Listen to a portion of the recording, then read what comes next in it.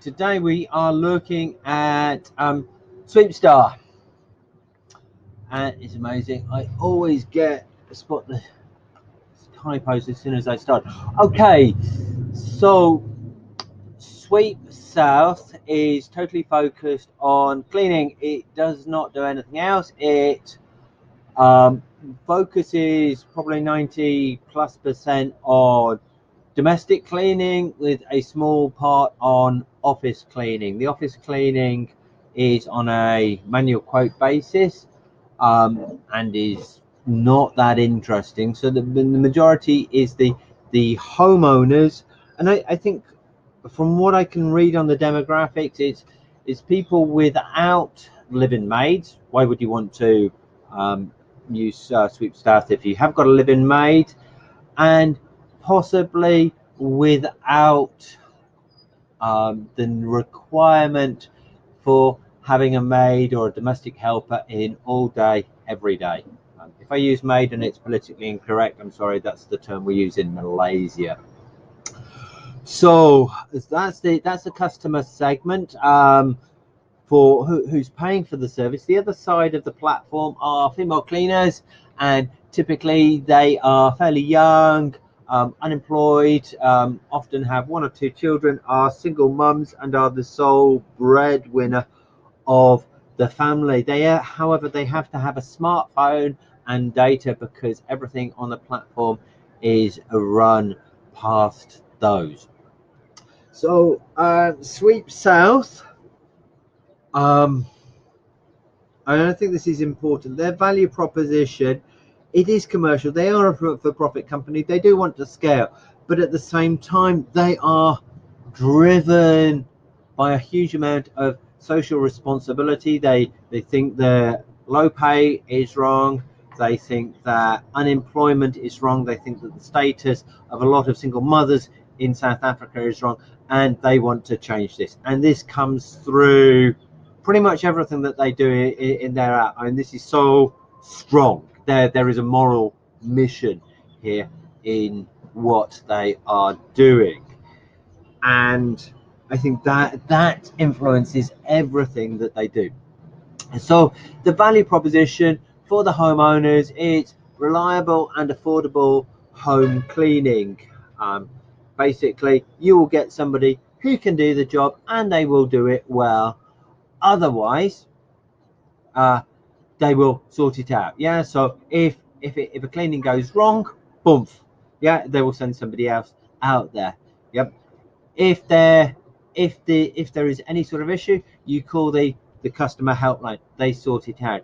There is a huge and very thorough FAQ talking about hundreds or dozens at least of edge cases and things that might go wrong and what needs to be done and how you fix it, all which provides lots of information. And they did the same thing for the domestic workers. So everything is up there and in the open, and I think that's really good. One example of the customer relationship, when the metro rail wasn't working, and so the domestic workers couldn't get to work, they were subsidizing taxis and other forms of transport to allow them to get there and deliver. So there is this clear focus on performance, and this delivers reliable and affordable housekeeping. It is more expensive. I think it works out at 38 rand per hour for a domestic worker, which is, as I remember, above the minimum wage. I can't remember what the minimum wage is. So the minimum wage is 1,600 a month. 1,600 rand a month, and the average that a SweepSouth is taking, that's the name that they give to their domestic workers, is about 4,000 a month, going up to about 8,000 rand per month. So they're aiming getting almost 3 times as much as the typical domestic worker, and I think predominantly that is because they're able to find more work. It's very good at matching people. So the cleaner gets the flexibility. They can choose when and where they want. Typical jobs, they get 7.1 hours a day, and the cleaners get I think up to about 80%. They start off at 65% of the hourly rate, and after 2 months that goes up to 80%, and that is a clear targeted, okay, get on the platform, and you've got the progression, so you're then going onto it every day. So after 2 months you'll have logged onto the platform 60 odd times, so there will be a habit every day. Log onto the platform, boom, get a job. Log onto the platform, get a job. And so that habit then carries them through. And I think that is an anti-disintermediation play, that the workers sure that they are losing 20 rand, but at the same time they're reliably getting work every day. They don't have to worry about getting paid, because that's all automatically done by the employee. They've got a company on site to help them out. So there's lots of information on what you do if you get mugged, what do you do if the employer makes sexual advances on you, what happens if you're accused of theft, and great advice on how to avoid all of these things. So there's a lot of benefits to the cleaner to stop the disintermediation. And this is a couple of other things that they get free life and disability insurance, and free educational advice from Africa Tikkun, and that sort of helps on the child rearing and making sure that their children get beyond their position in life. So this is all aimed at, I think, yes, they don't get paid as much as they possibly could off the platform, but the pay is more reliable, more consistent, and they get a lot of benefits which are important to them. I mean, for some of these domestic workers, how do they go out and get life insurance? It's like, well, that is a different social world away. And just to know that if they fall down, if they get mugged, if they can never work again, their kids are going to be taken care of. Wow, that is hugely powerful, and probably relatively low cost for SweepSouth to apply, because they're starting to get the law of large numbers in their favors. So the revenue, we've spoken a little bit about the cleaning fees. As far as I understand it, homeowners will say, I have cleaning materials, in which case it is a simple cleaning fee. The way it works is they will say, I have a 3 or 4 bedroom house, and I want people to do this, and I also want them to do this, this, and this. And then based off that, there is an estimation algorithm that says, we think it's going to take the cleaner about 3.1 hours or 4.2 hours. Are you happy with this? Then the homeowner is able to adjust that, and then they will say, okay, and this is I accept that quote. Then what happens? Or instantly, that will go up. Then at, I think, 7 p.m. every day, the sweep staff will say, yes, I want to work for this one, I want to work for that one, I want to work for that one. All the jobs get put up at one point, so everybody comes onto the platform, says this is what I want to work for, gets their work, and then then they get accepted by the cleaner. So there is the offer, bid, acceptance process. It's not instant matching like some other on-demand services do, but it allows the cleaners to avoid homeowners that they may dislike or have got bad reputation, and it allows homeowners to reject maids who have got a bad reputation as well, or who they don't like, or for whatever reason.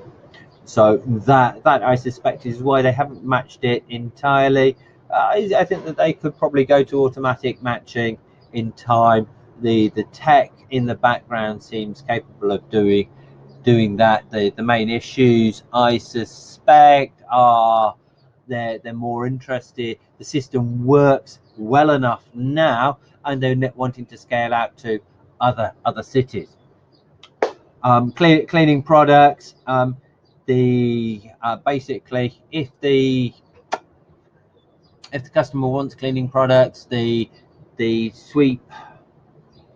SweepStar will be given a credit of a certain amount to go out and buy the cleaning products, and then they will that money is expected to do 4 cleans. Yeah, if they don't use that, they have to do some explaining to the SweepSouth management. That's the forward-facing side. So the key resources.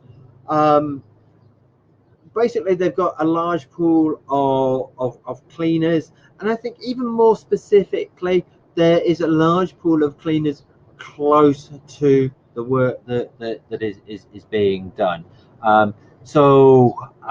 Pretty much one of the things that SweepSouth tries to do with the routing algorithm is to make sure that people have minimal travel time and minimal costs whilst they're traveling, which makes it easier for them to get to the customer on time and happily, which means that the reliability as part of the value proposition is more important, and then you get greater customer satisfaction, which means greater booking. So that's a key part of the value proposition. So the routing app, I think one of the problems that SweepSouth must have spotted is the workers are really unreliable, telling them to go somewhere that they've never been before, that they don't know about. These are fundamentally, I think, uneducated women with a lot of stress, a lot of issues on their time. If it's too challenging, it's a disaster. So by making it super simple, super easy for them to get to where they need to work, you get much higher success rate on the jobs, and thus much higher worker retention rate, worker ratings from the customer, and thus customer retention. So you've got this really powerful loop, and I really like this. A lot of thought has been put into the dynamics to stop the company working apart, or as in other apps that I've looked at, never quite get traction. This is really clever. And the estimation algorithm, again, okay, how long is it going to take? Don't let the house owner say, oh, it's going to take 2 hours, when in reality it's going to take 4 hours. Yeah, say I want this and this done, and then use the data to come up with a realistic figure, so you're managing the customer's expectations about cost up front, and you're protecting the worker from getting exploited. And you see, when I was talking about this social responsibility vision at the front, the whole business model is being designed in a way that not many of these on-demand models are, to protect the workers. Okay, so the key activities that deliver that, delivering the routing app. So this is optimizing the routing app. So optimizing, sorry, I got that wrong. So it's continually work on that. The platform optimization, improving the conversion rate, making sure that people are coming back time after time, because remember that unlike a lot of other on-demand household services, this is something that realistically once a week, twice a week, every month, this is regular. So they, in theory, you should be able to be taking a lot of money over time. The lifetime value for a single worker can generate is very high. The lifetime value that can be generated from a customer is very high, because if they're paying 200 rand twice a week, so that's 500 rand per customer per week, something like that. So if you've got 40,000 customers, that's 100 million rand a year, and that is, yeah, actually that is what they make per year. So that repetition, and then you, in many ways, you're sort of getting into much more of a SaaS model. And I think you could turn this into a subscription service. So we'll say, okay, yeah, have to pay X a month, and you have cleaners per week. slightly, the tech side is a lot harder to do it, but you could go that way. Then they also seem to spend quite a lot of time onboarding and training. So let's just run through the key partners here. So everything is insured, and we've spoken about the life insurance. So if something goes wrong, that is covered. There's also a background checker. No idea who that is. That wasn't open to the public, but again, stopping criminal elements coming into your house. So reassuring people. Then there is an organization called Lulaway. I haven't delved into that too much, but Lulaway is working on resolving youth unemployment, and there is a partnership between SweepSouth and Lulaway for Lulaway to be doing some of the training, some of the onboarding. I think they're training them to become better cleaners, and they help the onboarding, which is then giving a good supply of female cleaners and giving them the training and the skills so that they deliver reliable and affordable home cleaning, so that the cleaner gets the flexibility and the higher pay. And it's boom, boom, boom. You can see how that cycles, and it gives them a constant supply of cleaners to avoid the churn. Life and disability insurance, I think it was through somebody called Simply Finance, and then education coming through from Africa Ticum. So bunch of partners there, and these aren't fundamentally partners to bring in business. These are partners who are there to be making the cleaners, the suppliers better at what they do, so that they can deliver a better value proposition. Which and this is very, very cool, the way that the drivers, the machine is actually turning, and the more successful they are, the faster this turns, so the more successful they are, and that this starts getting them into a very virtuous cycle. I think it's very powerful, and I think I'm tempted to do this myself in Malaysia. Fine. Domestic worker costs, yeah, fairly obvious. Most of the revenue that they come in is being paid out to the workers. I think it is paid once a week. They pay about I think it's £2 per transfer, something like that. And the app uses, I think it's just for the domestic workers.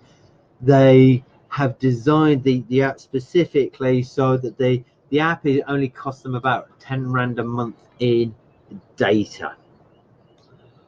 Right, and then the tech platform, the marketing. I didn't talk too much about the marketing. They got a referral platform, so basically if you refer a friend and they sign up, you get 150 rand of free cleaning, which is a half day of free cleaning for every friend that you sign up. So damn, I mean, if you sign up 10 friends, that's your house clean for a couple of months. So that is pretty damn good for acquiring a customer base in a new city. And there's also a lot more PR from this. And the result of this is the machine is working, and they are getting a fair amount of investment